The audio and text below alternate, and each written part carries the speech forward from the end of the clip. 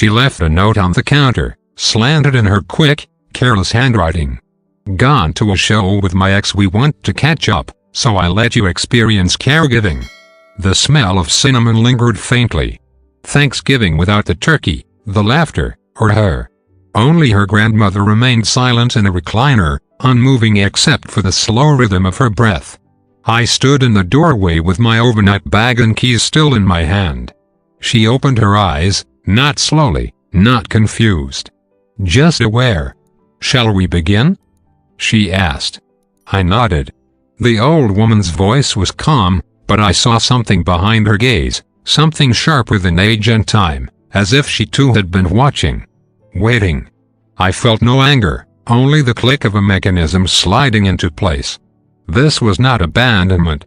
This was an opportunity. We met 5 years ago in a bookstore, which felt poetic then, contrived now. She wore sarcasm like silk and kissed like a dare. I was a recovering idealist. We matched in all the wrong ways, her chaos softened by my patience, my silence filled by her noise.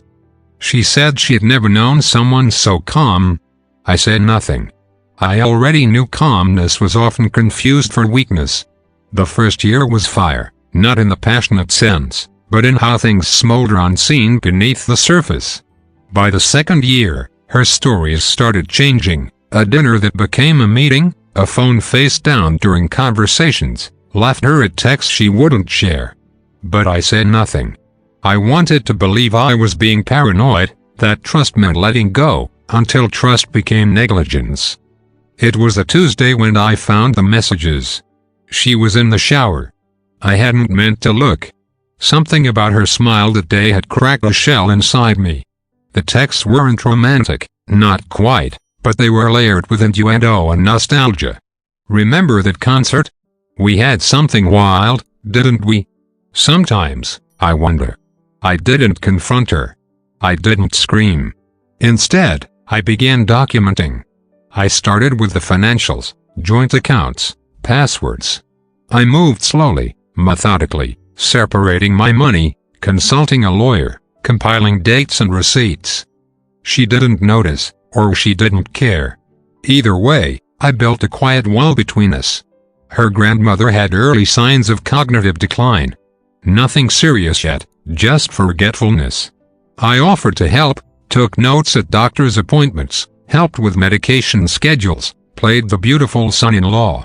I kept the paper trail neat, clean, every conversation documented, every decision signed. When I suggested the idea of home caregiving, she laughed.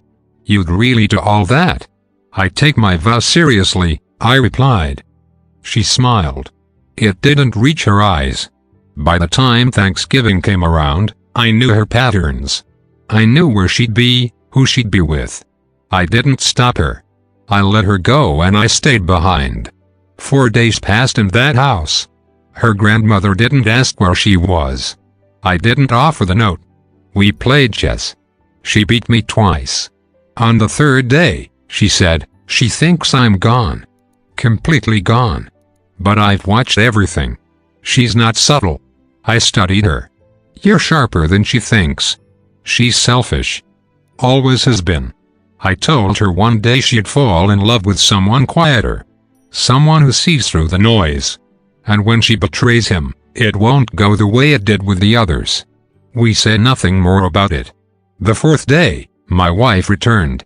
She walked in without knocking. "Hey," she called. "Sorry. Lost track of time." I stepped out from the kitchen. Her grandmother was beside me, standing without her cane. The silence in the room was surgical. I handed her a folder. "These are the caregiving records. You'll find they're all signed and notarized. Full medical history. Financial expenses. Proof of neglect." Her smile flickered. "What is this?" "You abandoned your dependent," I said, voice even. "That's elder neglect. At best, you lose your inheritance. At worst, it's a criminal charge." Her eyes darted to her grandmother, who looked back with something close to pity or amusement. I stepped closer. "And just so you know, your ex is being served papers. His wife hired a private investigator. He was never very discreet, You set this up, she whispered. No, I said. You did. I just watched. She tried to call later, left a voicemail crying about misunderstandings and second chances. I didn't listen to the whole thing. I filed for divorce the next morning. Her grandmother moved in with her niece. I made sure she had everything she needed.